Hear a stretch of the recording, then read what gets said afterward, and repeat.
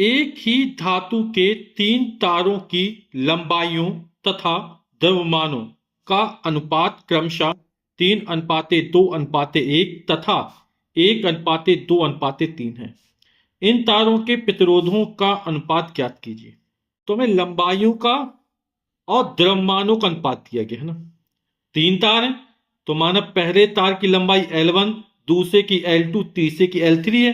तो क्या दिया गया है, L1 अनुपाते L2 अनुपाते L3 बराबर दिया है। पहले लंबाई है तो आ जाएगा 3:2:1। ठीक, द्रव्यमानों का अनुपात दिया गया तो पहले तार का द्रव्यमान M1, दूसरे तार का द्रव्यमान M2 और तीसरे तार का द्रव्यमान M3 मान लिया। तो M1 अनुपाते M2 अनुपाते M3 कितना दे रहा है, 1:2:3। इन तारों के प्रतिरोधक अनुपात ज्ञात करना, यानी R1 अनुपाते R2 अनुपाते R3 का मान हमको ज्ञात करना है। तो आप लोग सूत्र पढ़ा होगा प्रतिरोध और विशिष्ट प्रतिरोध के पदों में। तो R इक्वल टू क्या होता है, रो L अपॉन A। ठीक, L तो पता है लेकिन A पता नहीं, और A पता लगाने के लिए हमें द्रव्यमान दिया गया है ना। अब जो रो होता है वो एक ही पदार्थ के लिए रो का मान नियत होता है। रो क्या है, पदार्थ का विशिष्ट प्रतिरोध। तो एक ही धातु के हैं तो तीनों धातुओं के लिए रो का मान समान रहेगा। द्रव्यमान दिया गया है ना। तो आप लोग जानते हैं द्रव्यमान स्मॉल m बराबर होता है आयतन गुणे घनत्व। जैसे ये तार है,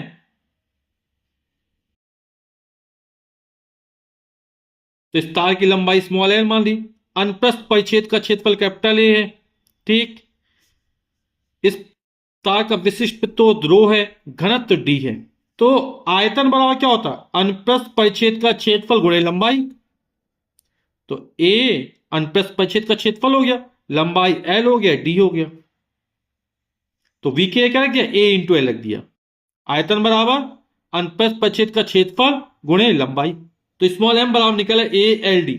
हमें A का मान चाहिए है ना, तो इससे A का मान निकाल लेते हैं। तो A बराबर कितना हो जाएगा, A बराबर हो जाएगा M अपॉन LD, इसके नीचे चला जाएगा। ठीक है, तो A बराबर M अपॉन LD। अब A का जो मान है उठा के यहां पर रख देते हैं। तो R इक्वल टू हो जाएगा रो L, और A का मान कितना निकला, M अपॉन LD।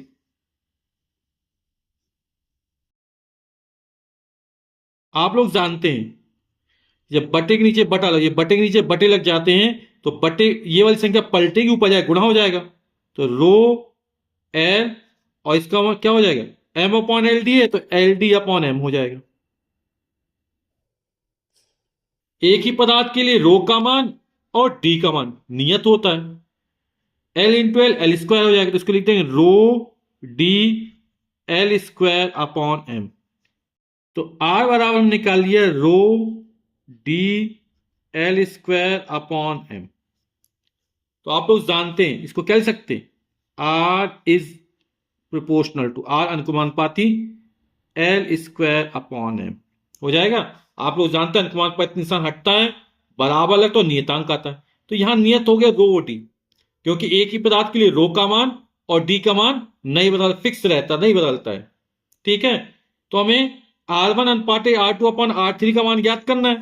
तो R1 अनुपाते R2 अनुपाते R3 बराबर कितना हो जाएगा, ये हो जाएगा L1 स्क्वायर अपॉन M1, पहले तार के लिए हो गया, अनुपाते L2 स्क्वायर अपॉन M2, ये दूसरे तार के लिए हो गया,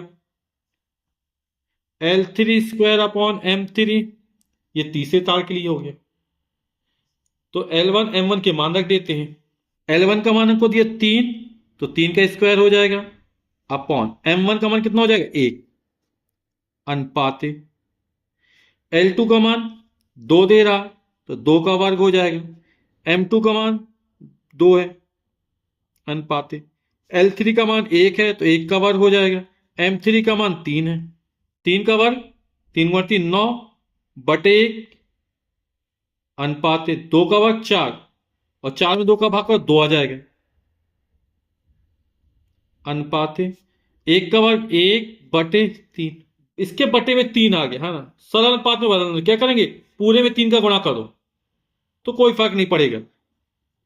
तो पूरे में 3 का गुणा कर देते हैं, तो 9 तिया 27 अनुपात 3 दूनी 6 अनुपात, जब 3 में 3 का, 3 से 3 कट जाएगा तो बचेगा 1।